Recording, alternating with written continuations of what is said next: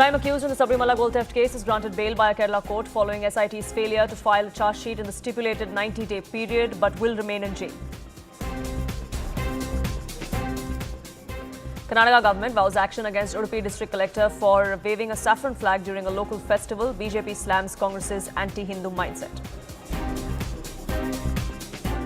CNN News 18 exclusively accesses directives of UP Fire Services to all district fire chiefs in 2023, asking them to ensure all personnel engaged in firefighting and rescue are trained in swimming, something the Noida fire chief clearly failed to do. In a shocking case of casteist abuse, Jamia University staffer accused a professor of hurling casteist slurs gets shunted after filing police complaint. Ashwini Vaishnav hits back at IMF chief over comments on India's AI journey, tells him bluntly that his classification of India as a second-tier AI power is not right. Sunjay Kapur's mother, Rani Kapoor, moves Delhi High Court, challenges the family trust, alleges fraud, manipulation and illegal takeover of the 30,000 crore Sona Group by Priya Sachdev. Dipinder Goyal steps down as Group CEO of Eternal, parent company of Zomato, paving way for Blinkit founder Albinder Dinsa to take charge. In a letter to shareholders, Goyal says he's drawn to new high-risk ideas. Even as Bangladesh's cricket board brazens it out over travelling to India for T20 World Cup, its skipper tells reporters while answering questions around the decision is not safe for him. You're watching a very special broadcast here on Nation at 5. This is going to be a joint broadcast between CNN News 18 and News 18 Kerala because we want to get to the nub of what's transpiring as far as the Sabarimala case goes, the politics of it and what impact it is going to have both politically and on the investigation. Does the trail actually lead up to the left government's door? That's something that we will try and piece together. The ongoing gold theft investigation is only gathering pace, and amid that came a embarrassing situation for the government. Unnikrishnan Potti, who is the main accused in the case, was granted bail yesterday in the Dwarapalaka idol case charge because the charge sheet was not filed within the stipulated 90-day period. He, however, remains in custody in a separate case, but the fact that the SIT could not file this charge sheet within the stipulated time frame, that's something that has now led to the government facing embarrassing questions. The main accused will only be released after securing bail in the other case, but that has now set the precedent of what's to come as far as the other co-conspirators in the case go. Remember, the investigation is happening on two different fronts. One is of the SIT and the other is of the Enforcement Directorate. The ED yesterday conducted multi-state raids at least 21 locations. They're looking into money laundering and where the proceeds of crime or the alleged proceeds of crime in this case went and who are the benefactors. This investigation has triggered an intense political tension in the state. The BJP has accused the SIT of selective delays, of protecting high-profile individuals. They, in fact, are demanding a CBI investigation. The Congress, too, has raised questions against the conduct of the left government, given that several of these Travancore Devasam Board employees are left appointees, so the trail leads to the left's door, is what the Congress alleges. But the CPM government in the state has called the ED action suspicious. They claim that this is nothing but a politically motivated investigation. Has to be incurred thoroughly so that all the culprits should be booked before the law. Now the ED is also in the scene, but we are not aware about it. Earlier our experience is very bad about ED. The gold smuggling case and so many other cases, when ED inquired, nothing happened. So this case also should not be like that. അത് വേറെ പല ഉദ്ദേശങ്ങൾ കാണാം. അതെന്താന്ന് പറഞ്ഞാൽ നമുക്ക് വഴിക്ക് പരിശോധിക്കാതായാലും നമുക്കൊരു കാര്യം അറിയാം. SIT നല്ല രൂപത്തിലാണ് അന്വേഷണം കൊണ്ടുപോയത്. ബഹുമാനപ്പെട്ട കോടതിയുടെ മേൽനോട്ടത്തിലാണ്. നമുക്ക് ആർക്കും സംശയമില്ല. കോടതി സംതൃപ്തി രേഖപ്പെടുത്തി. ആ സംതൃപ്തിയാണ് ഗവൺമെന്റിനുള്ളത്. ഞങ്ങളെല്ലാം പറഞ്ഞു കഴിഞ്ഞു. ബാക്കിയൂടെ അന്വേഷിക്കണമെന്ന് കോടതി പറഞ്ഞു. അത് പൂർണ്ണമായി യോജിക്കുകയും ചെയ്യുന്നു.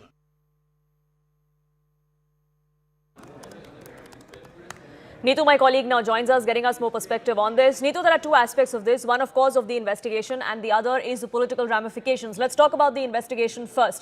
We've seen the kind of raids that have been conducted by the Enforcement Directorate. The SIT, on its part, has been conducting its investigation into the accused as well. But the SIT did not file its charge sheet in the 90-day stipulated period, which is why bail was granted to the main accused in the case yesterday.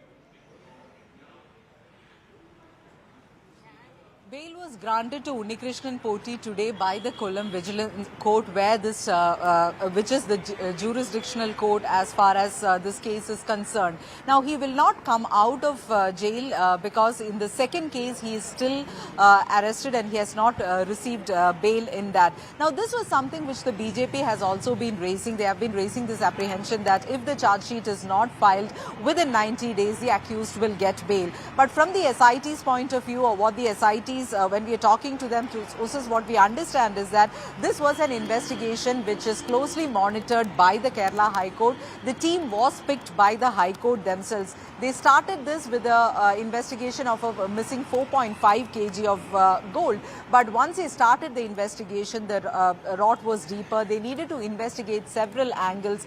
Chemical analysis needed to be done. So these are all time taking. And even now they have to record the statements of those who have done this chemical analysis. They had sought more time from the Kerala High Court, and High Court had given them time to complete this investigation. So that is where the SIT through sources what we are learning that where they stand as far as the investigation is concerned. Now, political ramifications of this, yes, definitely this Sabarimala is going to be a major poll issue ahead of the 2026 Assembly elections. The opposition Congress as well as the BJP wants this issue to be live till the elections are on. But with the ED coming into the picture and with the Tantri being arrested, the LDF is taking defense in this. We saw the minister saying that the ED's investigation at this time, their raids are suspicious because it is an election-bound state and it is an opposition-ruled state, and how things are happening with that. And also they went on to say that the SIT investigation is ongoing and the High Court has expressed satisfaction over the SIT investigation, even in the order that came out day before yesterday. So the LDF says that the ED's timing is suspicious, and also they are also raising this question of the arrest of Tantri, who's the chief priest of Sabarimala temple, and where they are saying that once a Tantri has been arrested, the BJP has been supporting this accused. Some of the BJP leaders went to his house, met with his family, and at this juncture that they want to divert this. The BJP and the Congress has been saying that they are not against any accused being arrested, but they feel that this action is not going against certain people or statements recorded of former Devasam minister. They name Kadagampalli Surendran. So that is how this political to and fro is going on at this time. But Absolutely. Definitely this is going to be a major election issue ahead of the 2026 And that is something both the Congress and the BJP elections. are going to take forward ahead of those elections. Managing editor of South is also joining us, Vivek Narayan, getting us more perspective on this. Vivek, as far as this entire controversy goes, they are bound to have political ramifications for the left, because eventually all roads lead to the government's door. The Travancore Devasam Board appointees are political appointees, so to say. The SIT failed to do their job, which is why the main accused got bail and could be used as precedent in several other cases now. Exactly, Poonam. Full-fledged politics, of course, being played out. But one major factor, what we should bear in mind before we look at the Sabarimala issue in totality, is that it's not a one-off case of an interested party or some thief coming out and stealing gold from a temple. It is a case of a planned robbery, a loot, which is not just a one-off thing, which has been there for years and perhaps even decades. It's not one individual. It is not as if the chairman of the board was the only person involved. It's not as if the priest or the tantri was the only one involved. There seems to be a huge conspiracy, and whether everyone understands the scope of the robbery, the pilferage which has happened over a period of years of a place of worship, not just in Kerala, I mean across South India, Maharashtra, and across India, there are people who come in, and this is the peak of Sabarimala season just ended. There are political ramifications, of course. We got a whiff of it in the local body elections, which happened less than a month back. The CPM, the ruling party, and its left front got a huge drubbing in the elections, and Congress was a major gainer. Of course, BJP also made a few inroads, including the state capital being governed by a BJP candidate, being the mayor of Thiruvananthapuram. But on a larger front, if you look at in terms of politics, yes, the left front is on the back foot. because time and again it's been said that, as I said, it's not a one-off issue, it is a systemic issue. And when I say systemic, it also means up to the ministers and perhaps even above that. Kadagampalli Surendran, who was the Devaswam minister earlier on, the focus is on him. Why is he that not being questioned is what BJP and Congress are asking. Meanwhile, the other side, the CPM, is asking how come the Tantri or the chief priest of Sabarimala was not raided by the ED. 21 locations across South India, Tamil Nadu, Karnataka, Kerala were raided by the Enforcement Directorate, the Central Policing Agency, Investigating Agency, but they did not raid the Tantris' residence. That is exactly why they are raising this question on why a so-called pro-BJP Tantri has not been raided while others have been. Why is it that he's been given a clean chit? These questions are asked, but over and above all those investigating and petty politics, a big question mark has again been raised by the believers on where is this heading? Why is it that no red flags were raised till now? When the faith was under siege, when people were openly pilfering and robbing the holiest of shrines in South India, it is not as if just one part of gold was taken. It is what is known as the main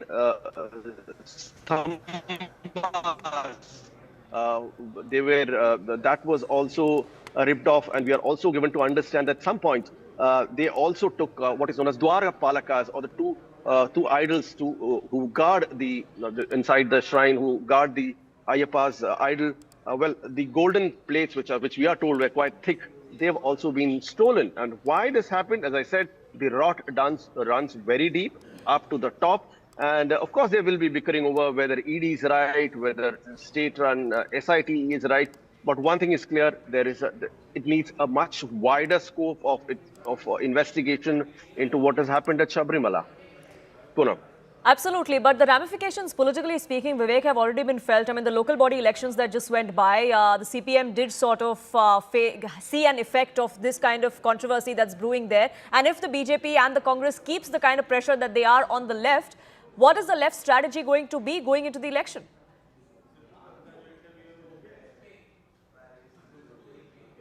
Leftist strategy is knee-jerk. They are saying that we are not the only ones. Yes, there might be something wrong there. You know, we will punish people who have been involved in this. But look what happened before us. You have the Unikrishnan Poti's pictures with Sonia Gandhi doing rounds. You have Tantri with senior Congress leaders' pictures doing rounds. So it's that, whataboutery going out in political circles out there. The CPM is saying that we are not the only ones who've done this. If we are to blame, so is the Congress, because it has happened much before us also. And that blame game, politically speaking, continues. Vivek, do stay on with us. Neetu is also getting us more updates as far as the investigation goes. The raids were conducted, Neetu, yesterday by the Enforcement Directorate. What is next as far as the ED goes? Do we have any inkling on what the course of action is going to be, both for the ED and the SIT? Now, for the SIT, the course of action is very clear. They have conducted the checks at Sabarimala again, measuring the door frames and all that. And then they will be recording the statement of those analysts who have done this chemical analysis, because the doubt was basically if the gold-padded copper plates of the Dwarapalaka idols and the main frames which was taken out, whether that was entirely changed. So in the chemical analysis, certain compounds were found which was not there earlier. So there are certain doubts. So they need to record the statements of that. And what we also understand is that more people would be questioned in the coming days. There could be more arrests as far as the SIT investigation is concerned. Now, as far as the ED investigation is concerned, 21 locations were raided, including the Travancore Devasam Board headquarters. We know that several files have been seized by the ED. This was done in Kerala, Tamil Nadu and Karnataka. So we'll have to wait and watch what the ED says on this, or what their report before the court will say on this. But ED is specifically looking at the money angle into this. They are looking at the paper trail. They are seeing where the proceeds of this crime went, and not just of the Sabarimala gold theft. According to what ED has said, they are also looking at if it has been diverted through whether the offerings have been diverted. All that is also being looked at. So this is where the investigation stands. But definitely, as we have been talking about the politics of all this, the blame game continues with the left government questioning the ED investigation, and with the Congress and the BJP questioning the left government. Right. And we saw in the local body elections how it was predominantly giving a pro-UDF, and in Thiruvananthapuram it has helped the BJP also. So this is where we stand right now, and the next few months, few days are crucial as far as the investigation is concerned. Right, Neetu and Vivek, thank you so much for getting us the latest on that front and getting us the perspective as far as this entire investigation and political controversy goes into the Sabarimala gold theft. We are shifting focus now, though, to some breaking news that's coming in. US President Donald Trump has just landed in Zurich, is what we're learning. He is expected at the World Economic Forum in Davos in just a short while from now. He, of course, is going to be making an address at the forum. He also is going to be engaging with corporate honchos on the sidelines of the World Economic Forum. All of that has been delayed because his flight from the United States to Zurich was delayed in the morning after a temporary glitch, a minor one at that, in Air Force One. But now we're given to understand that Air Force One carrying Donald Trump, the US president, has landed in Zurich. Trump is going to be speaking and addressing the World Economic Forum at a time when the tariff threat has been looming large over several European nations. His pitch for Greenland is also something that is going to be echoed at a time when the world is facing turmoil over the threats and tariffs that Donald Trump and the US administration has been imposing on countries. Donald Trump is going to be taking center stage at the World Economic Forum in just a few hours from now.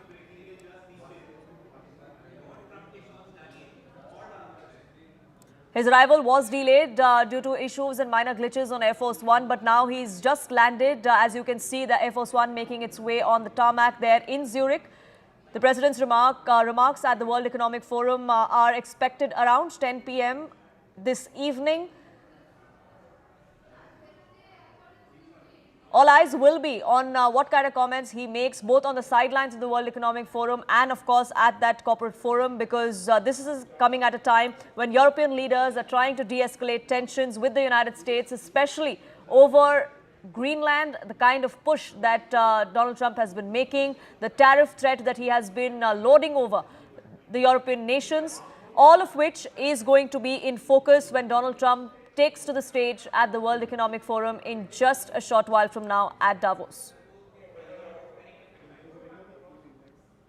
Siddhant, my colleague, now joins us, getting us more perspective on this. Siddhant, it's touchdown for the US president. In a few hours from now, we're going to be seeing him in Davos. That's right, Poonam. In fact, in some time from now, he will be reaching Davos, and President Trump is set to deliver an address at the World Economic Forum. The speech comes as markets and many US allies are raising alarms about Trump's ongoing push to acquire Greenland and Denmark. In fact, yesterday, from EU President Ursula von der Leyen to French President Macron, Canadian Prime Minister Mark Carney, all have spoken at the World Economic Forum and perhaps shared their perspective on Trump's tariff, the new geopolitical churn, and also this new discourse around the greater power and the middle power, etc., etc. Perhaps today is President Trump's day when he will be putting forward his perspective as far as acquiring Greenland is concerned, his tariff wars, imposing additional tariffs, etc., etc. So all eyes are going to be in Davos today evening, where President Trump will be addressing the World Economic Forum. Back to you, Poonam. Right, Siddhant, do stay on with us. We'll keep a track of what's transpiring there in Davos. But shifting focus now to a CNN News 18 exclusive that we have accessed for you here. This is information that is now coming through, where Khalistanis seem to be under one roof in Azerbaijan. The Baku Initiative Group, known for its proxy activism, has hosted a high-profile conference on alleged violence against Sikhs and minorities in India. Attendees included Pakistan Punjab Minister alongside Khalistani figures from Canada, the United Kingdom and the United States as well. Siddhant continues to be with us, getting us more details as to what exactly transpired in this pro-Khalistan, anti-India platform in Azerbaijan. Yes, Siddhant. Well, that's right, Poonam. So we are bringing this exclusive input for our viewers. So this conference took place in Baku on 16th of January, Poonam, and this was held under the umbrella of Baku Initiatives Group. This group claims to be not be associating with the government of Azerbaijan, but the pictures that we have managed to access from the conference, perhaps we could see that all the elements, all the Khalistani elements could be seen sitting there, including Ramesh Arora, the sitting minister in the Pakistani government. In fact, the meeting started by paying tributes to Khalistani terrorist Hardeep Singh Nijjar. In fact, 1984 incident was brought for discussion. In fact, how the global propaganda needs to be spread as far as the Khalistan issue is concerned. The NGOs, think tanks needs to be put in place to run the disinformation campaign, etc., etc. All these things were discussed in Baku. Now, what is very interesting here, Poonam, is that so far we have been reporting that how such conferences, referendums taking place in Canada, Australia, Auckland, London, etc., etc. But this is perhaps for the first time that Baku is hosting this conference where the Khalistani elements have been invited, including sitting minister in the Pakistani government. Now, the second most important point here, Poonam, is that since last 1 year, we have been reporting that how the think tank community in Azerbaijan, the media outlet, etc., have been mirroring the foreign policy narrative of Pakistan. Their outlets, etc., anti-Kashmir propaganda, anti-India propaganda, etc., have taken center stage in Azerbaijan's media, their mainstream newspaper. This is for the first time that this group, which is not associated with government officially, but have been doing a lot of events in association with the official think tank of the government of Azerbaijan, is now hosting the Khalistan conference, perhaps. So definitely it will be a concern for the Indian government. So on 16 January, this conference took place, and in fact, all the conventional faces of the so-called Khalistani movement perhaps took part in this conference. Now, Siddhant, the kind of bonhomie, if you could call it that, between Pakistan and ISI and Khalistani elements, that's not new. But how is the Indian government looking at this? Any inkling on what security apparatus here in India is looking at? Well, right now, we have not been able to speak to sources in Indian government, but all we can say is that this is definitely a concern for the Indian government, because these kinds of conferences taking place in Baku perhaps once again shows that how the government there, the think tank, influencers, etc., are inclining towards Pakistan, and Pakistan, which used to use this entire Khalistan movement as a tool against India, has now successfully managed to convince Azerbaijan to provide these elements, this movement, a safe haven to operate. And this has been proven with this conference taking place in Azerbaijan. Poonam. Now, India is, of course, going to be looking at this very closely, but it also goes on to show the kind of desperation, Siddhant, that Pakistan has. I mean, the kind of internal strife that it has been facing from certain regions like Balochistan, from Gilgit-Baltistan, and the kind of pressure that's coming in from the Afghanistan side as well with the TTP. Now, Pakistan is trying to foment trouble in India once again. They're trying to shift the narrative, shift attention to what they do best, isn't it? In fact, I would also like to highlight that this Baku Initiative Group was established at an international conference, titled Towards the Complete Elimination of Colonialism. This initiative group has largely been deployed as a foreign policy tool, primarily focusing on disinformation, interference, and proxy activism against Western countries, including France, Belgium, Netherlands, in response to their criticism of Azerbaijan. Now, this Baku Initiative Group has targeted their colonial legacy and advocates independence movement in their overseas territory. So largely this is the background of Baku initiative group. They have been speaking against France, Netherlands, Belgium, colonialism, etc., etc. This is for the first time that they have entered in this space. This is the same false propaganda narrative which Pakistan has been peddling against India from last so many decades. And Baku, the Azerbaijan, has entered in this game on 16th Absolutely, and of New Delhi is going to be watching very closely. For the moment, though, Siddhant, thank you so much for getting us the latest on that front. With that, it's time for a quick break on this edition, but we'll be back with more news and updates on the other side. Do stay tuned.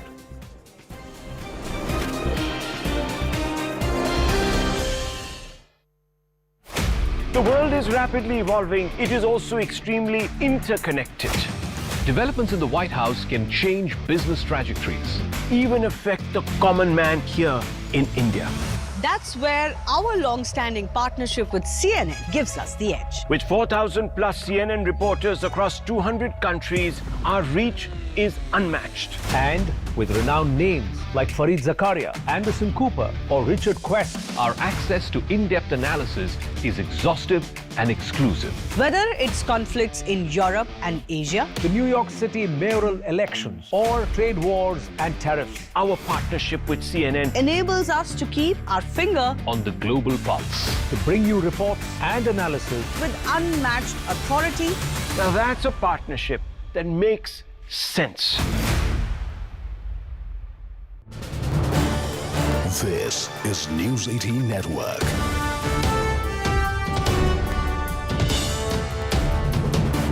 India's largest news network. Good morning and a very warm welcome. Thanks for tuning in to CNN News 18. I'm Tritsween Walia, and today we're coming to you live from Sector 150 in Noida. It's in the news for all the wrong reasons, but today viewers want to quickly show you what really happened here on the intervening night of 16th and 17th when 27-year-old Yuvraj Mehta lost his life right here. What you see behind me is that waterlogged ditch in which his car fell. 90 minutes of struggle then led to finally Yuvraj giving up.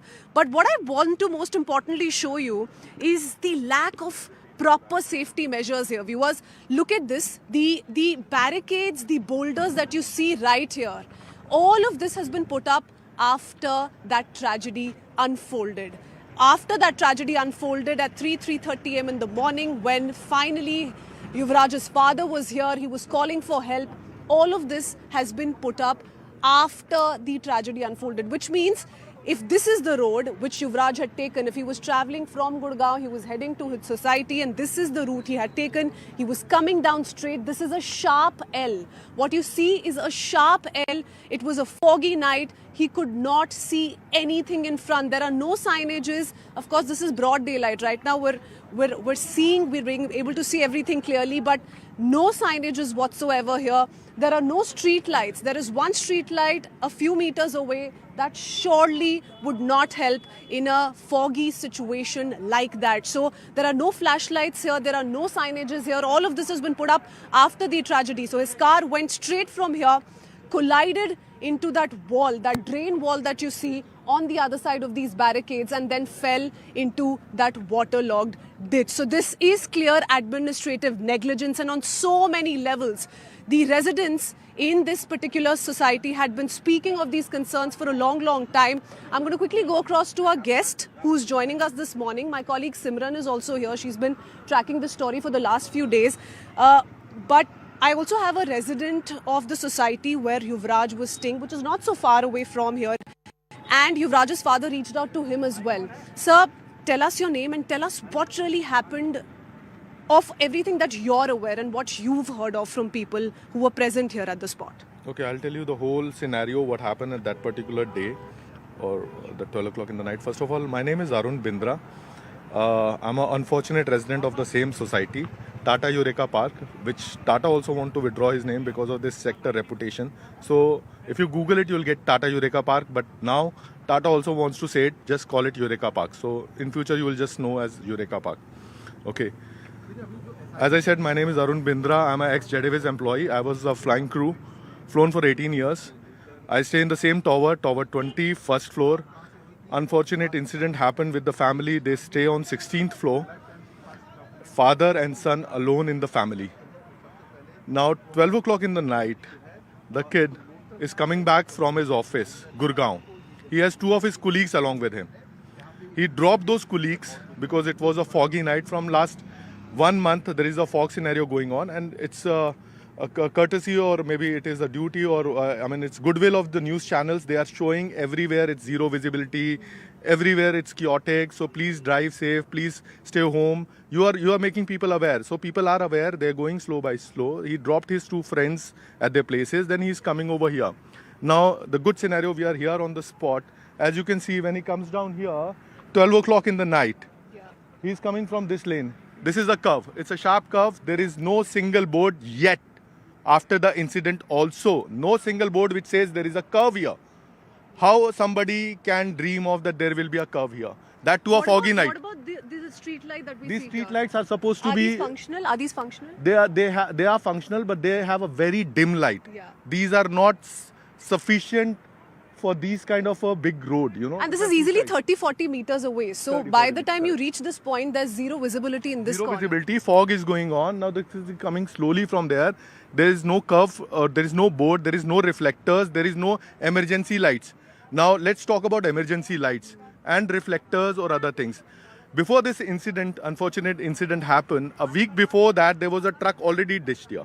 It was hanging half inside, half outside. Yeah. You can see the damage. You can see that the Let's go there and that the let's keep moving. wall is broken here because this truck who got stuck here, 30-40% outside, 40-80% inside. When the driver, and because of this railing, what we got to know, the tire also busted.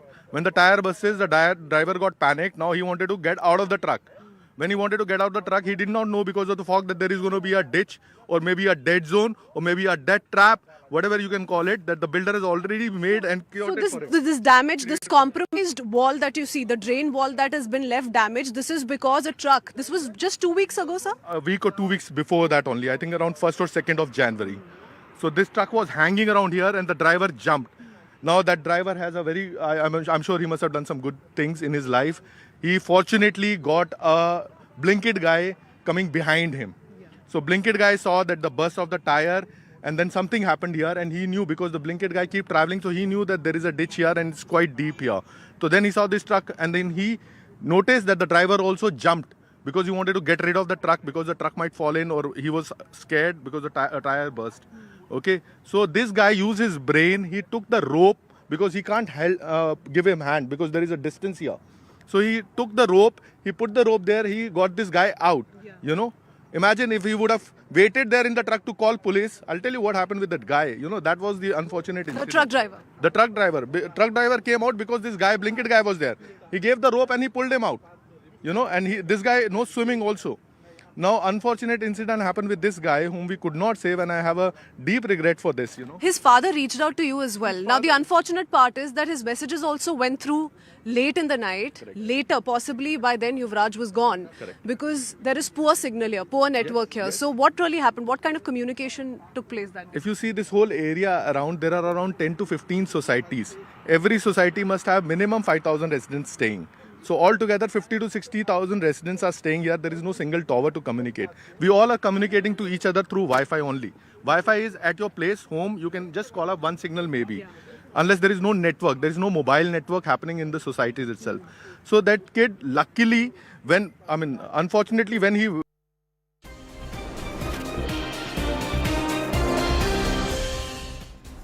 Thank you so much for staying with us here on Nation at 5. In a new twist in the ongoing saga over the Kapoor family estate, Rani Kapoor, mother of late businessman Sunjay Kapur, has approached the Delhi High Court alleging that her daughter-in-law Priya Sachdev used a fraudulent trust to unlawfully divert the family assets, leaving her penniless. In her civil suit, Rani Kapoor seeks a declaration that the Rani Kapoor family trust that was created in 2017 is illegal, void and the result of fraud and undue influence. She has also asked for dissolution of the trust. The suit claims that through a complex web of transactions carried out in alleged collusion with her late son, all of her assets were diverted into the trust without her knowledge, further raising question over Sunjay Kapoor's mysterious death, which came before the alleged fraud was discovered. Now, this is a charge that has been made by Rani Kapoor. This is an ongoing saga for the 30,000 crore Kapoor estate and the family group, Sonacom star. The fight between the mother and the widow of late Sunjay Kapur. That fight has been playing out legally speaking. Priya Sachdev was in court today, and those are visuals that you see on your screens. Even as the fight for that 30,000 crore estate continues legally, there have been several suits and counter petitions that have been filed at different levels, including at the Delhi High Court, where Sunjay Kapur's mother, Rani Kapoor, has now approached the court asking for her trust to be dissolved, claiming that it was formed via fraudulent means. Priya Sachdev Kapoor, meanwhile, the widow of Sunjay Kapur, had filed a defamation suit against the family members of Sunjay Kapur, including his sister Mandira Kapoor, claiming that there were certain videos that were shared of hers on social media that were defamatory in nature. The criminal defamation suit was filed a couple of days ago, where Priya Sachdev had claimed that Mandira Kapoor, the sister of Sunjay Kapur, had uploaded and circulated videos and posts on social media platforms like Instagram and X, which identified Priya Sachdev by name and had made false allegations against her.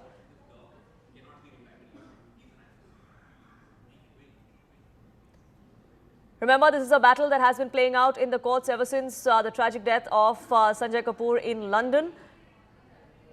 There is another suit that is ongoing as far as Sunjay Kapur's will is concerned. Whether that was signed by Sunjay Kapur, what are the antecedents of that particular will, and who are going to be the benefactors, that is something that is being contested in the courts of this country as well.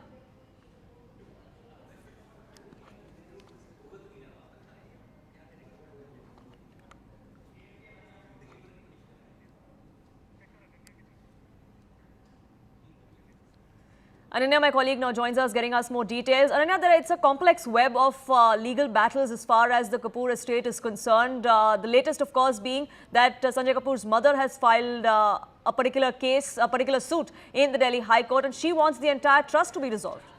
Well, absolutely. In fact, she wants the entire trust to be dissolved. And very clearly at this juncture, there's a fresh suit that has re-escalated this family saga as far as, the Kapoor estate is concerned. Very clearly at this juncture, what is happening is that one suit has been filed by Rani Kapoor. Judgment has already been reserved on another a suit that's been filed by Karishma Kapoor's children, while a third case, which is a defamation complaint that's been filed by Priya Sachdev Kapoor. Today, a pre-summoning evidence of that is being recorded, and the hearing is still underway before the Patiala House Court. The court was recording her statement now. It's about to conclude in a bit, but very clearly, this family saga has re-exploded, and where will it end? Right. It's something that nobody knows about.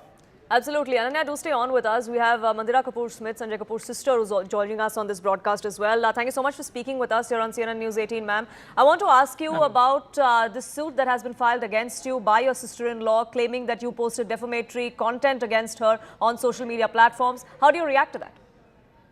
I really don't know what to say. I mean, if you can put a defamation case on me, on the fact that I'm speaking only about what's said in court and the truth. So, let's see what she has. I don't understand what defamation I've actually done. I've just been speaking about what is the actual truth and what's going on. So it is what it is. Her claim is that several of these posts that you had put out identify her by name, and this is a media trial or a witch hunt, so to say, even as the case is being fought in court, which is why she wants that to be stopped. That's what she claims in her suit.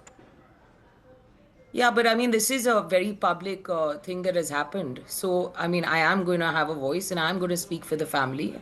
The stuff that is going on is when my brother did pass, it was global news. So, if I choose to speak about what is going on, I'm not defaming anyone. I'm just, again, telling the truth of what is going on. And this family is in shock and the family is shattered with what has gone on. We've lost everything. Not only our brother, we've lost everything. So, I mean, if I'm stating the obvious, that's not defamation, that's reality. And speaking of that, I want to ask you this suit that your mother has filed now in the Delhi High Court, seeking the dissolution of the trust because she said that trust in itself was formed via fraudulent means. It has several defendants that are included in that particular suit, including you. Where do you think this is going to go? What do you think is going to be the solution as far as that goes? The thing is, everything has to come back to the rightful owner, which is my mother. The bottom line is that we have been asking for this trust ever since my brother's passed. In fact, before that, my mother has been asking for information on this trust and never got any information. Post my brother, everything moved really fast.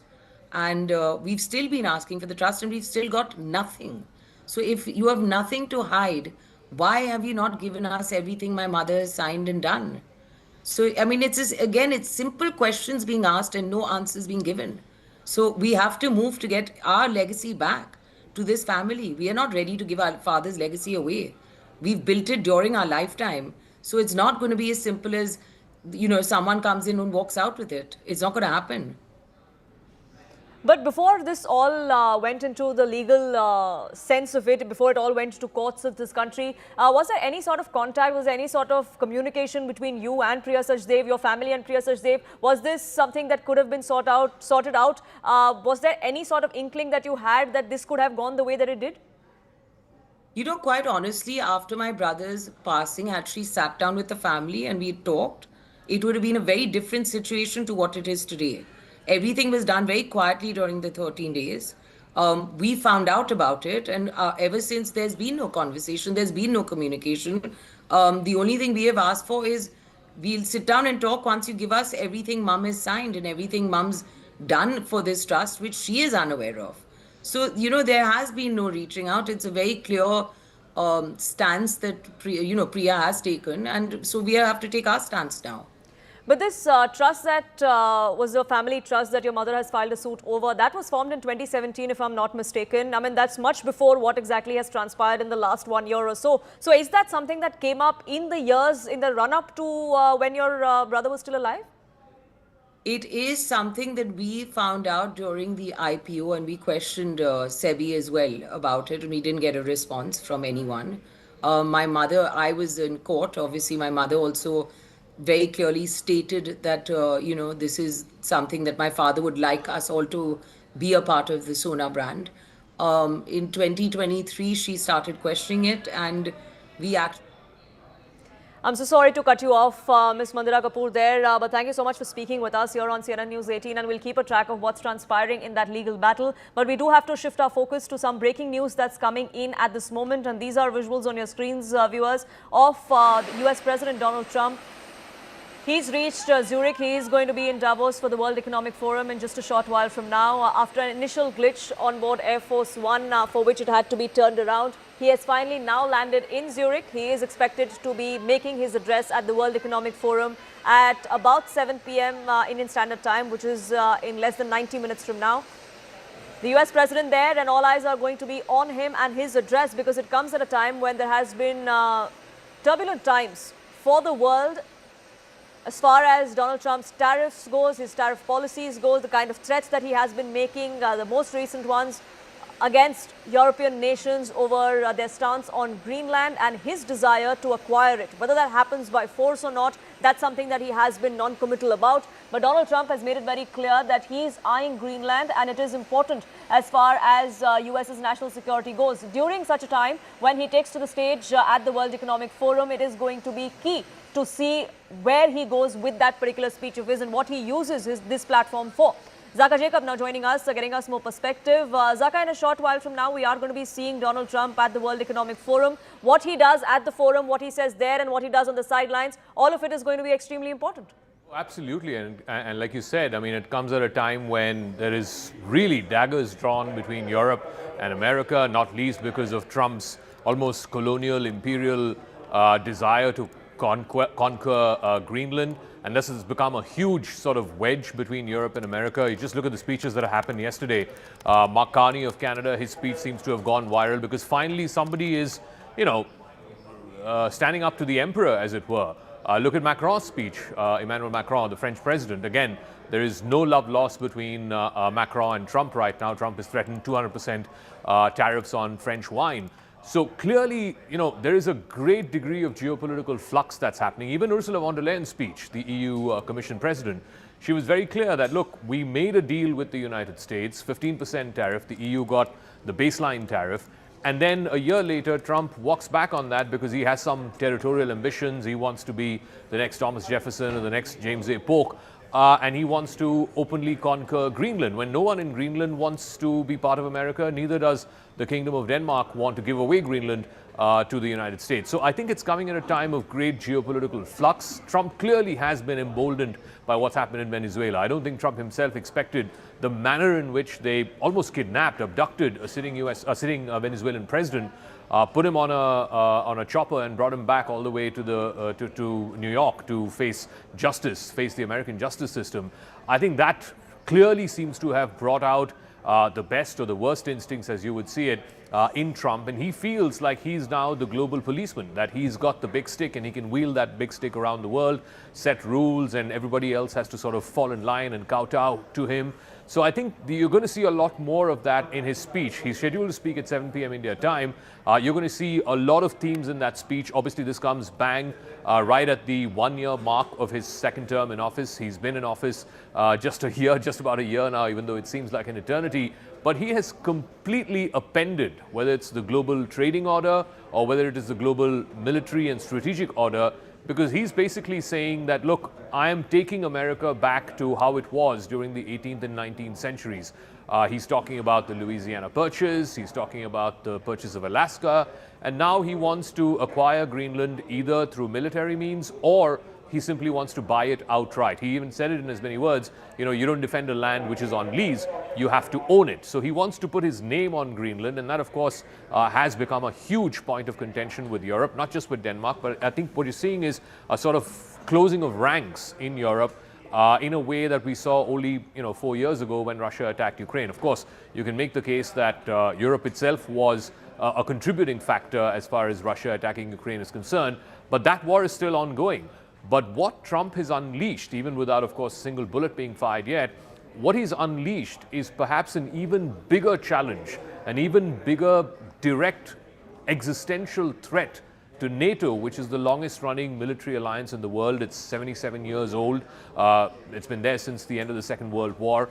And the United States was the sort of linchpin on whose military strength NATO survived. Now, NATO's very existence itself and its very future itself is being threatened. It was badly dented with Putin's invasion of Ukraine. Now, I think there is a sort of a hole in the wall. I mean, it's a complete a sucker punch that Donald Trump has hit right to the gut of NATO. And I don't see, if he's going to continue with not just this rhetoric, but this clear intention that he wants to take over Greenland one way or the other, I don't see how this transatlantic military alliance will survive that. And militarily speaking, he hasn't committed to which way he's going to go. He said it is going to be either the easy way or the hard way, Zaka. But as far as tariffs are concerned, he seems to be using that as a tool ever since he's come to office. And that's something that he has threatened European nations once again with. So again, the problem, Poonam, is, tariffs on the trade realm is something that countries can deal with. You negotiate, you give some, you take some. You try to negotiate your way through the trading structure and arrive at a trading formula or a tariff rate. But in the case of this entire Greenland fracas, he's basically trying to settle a geopolitical issue using tariffs as a weapon. So he's basically weaponizing trade to settle geopolitical scores. And I think that's a problem. That's a huge problem, because what this will end up doing is it will just end up sending Europe into the hands of China. Because remember, today the biggest trading nation on the planet is not the United States. It is China. It is the People's Republic of China. They just released their numbers a few days ago. Can you imagine? China today has a $1 trillion trade surplus. That's just the money, the excess money, the profits that they've made, their private and public sector companies have made just by trading internationally. I mean, it's 1/4 the size of the Indian economy. And this is what Trump set out to, correct. He set out to negate the kind of power or leverage that China has when it comes to the global trading arrangement, because America runs huge deficits with Europe, with China, with India, with its major trading partners. America runs huge trade deficits, and Trump set out to correct that. He said this is the biggest red flag in America's trade relationship. But what it has ended up doing in the last 1 year, because of all this uncertainty and tariffs and the back and forth that he's been doing around trade with various countries, it's only sent more and more countries into the hands of China, which is why the whole purpose of putting the tariffs, which was to try and deter China from running these huge trade surpluses, the opposite effect seems to have happened. So he's going to address that as well, hopefully. But I think this is going to be, sort of a report card, if you will, of how this has been a great presidency. Of course, he always speaks in superlatives. He's going to say that this is the best presidency that America has ever had. And he's obviously going to abuse his predecessors, Biden and Obama and so on. And he's basically, I mean, he gave a glimpse of what he's going to speak tonight when he left the Andrews Air Force Base en route to Davos, where he basically said, America, we inherited a lot of problems, but today we are the hottest country in the world right now. So he's going to make that case again and again, even though, the underlying story, whether you look at economic data, whether you look at military data, both domestically in the US. I mean, look at what's happening in Minneapolis right now. I mean, the major cities in the US, Los Angeles, New York, Washington, D.C., the biggest cities, which are all Democrat-run, Democrat-controlled, Democrat mayors, are completely being torn apart at the seams because Trump is intent on militarizing the National Guard, militarizing domestic politics, sending the National Guard to these various cities and making them take over, security duties and so on. It's all political. So I think whether it is at home or whether it is abroad, Trump has completely upended life as we know it, and everybody else is trying to adjust to this new normal. So you're going to see a lot more of that in his speech as well. He's going to paint it as, the best thing that happened to America and the rest of the world. But then I'm sure that audience of, I don't know how many thousand people there will be in attendance listening to Trump's speech. I'm not sure everybody there would necessarily agree with what he has to say and how he has to characterize the 1 year of his presidency, his second term.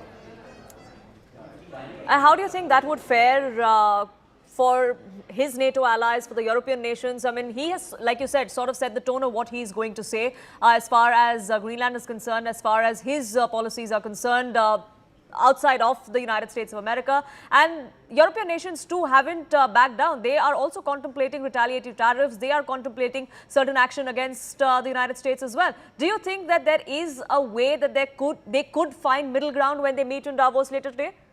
Yeah, so they're also going to have a meeting in Zurich, is what I've been told. Tomorrow, I think Trump even tweeted about it, saying that he had a conversation with Mark Rutte, who is the NATO Secretary General. And after that conversation, he has agreed that there will be a meeting with some European leaders in Zurich tomorrow. And that's where, either things will get to a head or we will see some kind of a middle ground. Now, over the last year, and every time Trump has met with these European leaders, they were accused of kowtowing to Trump and his almost Machiavellian ways. But now, for the very first time in the year that he's been president, you're beginning to hear European leaders push back. You heard that in Macron's speech yesterday. You heard that in Ursula von der Leyen's speech yesterday. You will hear more of it as you hear more and more European leaders today and tomorrow sort of pushing back against this idea that there is this new sheriff in town or there is this new emperor in town, and then he gets to decide the rules and there will be no costs or consequences to it. The Danish Prime Minister will also be speaking. Again, she is daggers drawn with Trump. So you will see a lot more pushback, I reckon, from Europe. Trump has anyway sort of held Europe responsible for Putin's invasion of Ukraine. That seems to be now the forgotten war. Somebody was, mentioning the other day, no one's heard or seen Zelensky in the last few days. Where is he? I mean, people should be talking to him because this is the biggest war in continental Europe since the end of the Second World War. And no one even wants to see or hear from the president of Ukraine. So he's been completely relegated to almost pariah status as far as Davos is concerned, because there is now a new threat for the very existence of Europe, or at least for the integrity of Europe as a trading bloc, as a political union, and that threat comes in the form of Donald Trump. Absolutely. Zaka, do stay on with us. Strategic Affairs expert Ravindra Sachdev is also with us. Thank you so much for speaking with us here on CNN News 18. Donald Trump is going to be taking to the stage at the World Economic Forum in just a short while from now. What do you think his speech is going to look like, Mr. Sachdev? Thank you. A pleasure. I think firstly his speech, he would be pitching America, right? He is talking to the gathering out there. He'll be pitching America, how America is becoming great again, America first, come and invest in America. That will be one thing. But yes, Greenland is the elephant in the room. Now, regarding Greenland, I think he will lay out his picture of a emerging world matrix, what he would perhaps put it as, or a world order, wherein he would say that, security, or let's say American security, is compromised by the fact that the Europeans are not pulling their weight. And one of the ways that he would suggest, and which he's suggesting already, is that America needs to own or have ownership of Greenland. Yes. To protect Europe from the Chinese, Russian challenges. So I think he'll very much stick to his tone and rhetoric. He'll try to bulldoze his way through. And he will position the European countries, or he'll try to bracket them as, states which are weak states, which have not done enough for their own defense and have not been able to, put up the requisite defenses which are needed to protect themselves, and then they depend upon America. So I think he will continue down that path. And there was a very interesting argument made by, the Treasury Secretary the other day. Correct. He said that if Greenland remains this way, there will be an emergency sometime in the future when the Russians and Chinese but are, European nations aren't backing down either, so we'll have to see which way that goes. But Mr. Sachdev, thank you so much for speaking with us here on CNN News 18 and sharing your perspective. That's all we could pack in for you in this edition. Thank you so much for tuning in.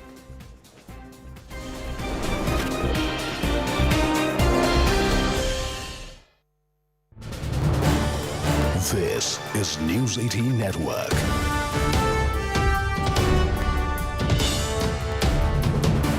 India's largest news network. Good morning and a very warm welcome. Thanks for tuning in to CNN News 18. I'm Tritsween Valia, and today we're coming to you live from Sector 150 in Noida. It's in the news for all the wrong reasons, but today viewers want to quickly show you what really happened here on the intervening night of 16th and 17th, when 27-year-old Yuvraj Mehta lost his life right here. What you see behind me is that waterlogged ditch in which his car fell. 90 minutes of struggle then led to finally Yuvraj giving up. But what I want to most importantly show you is the lack of proper safety measures here. Viewers, look at this. The barricades, the boulders that you see right here, all of this has been put up after that tragedy unfolded. After that tragedy unfolded at 3:30 a.m. in the morning, when finally Yuvraj's father was here, he was calling for help. All of this has been put up after the tragedy unfolded, which means if this is the road which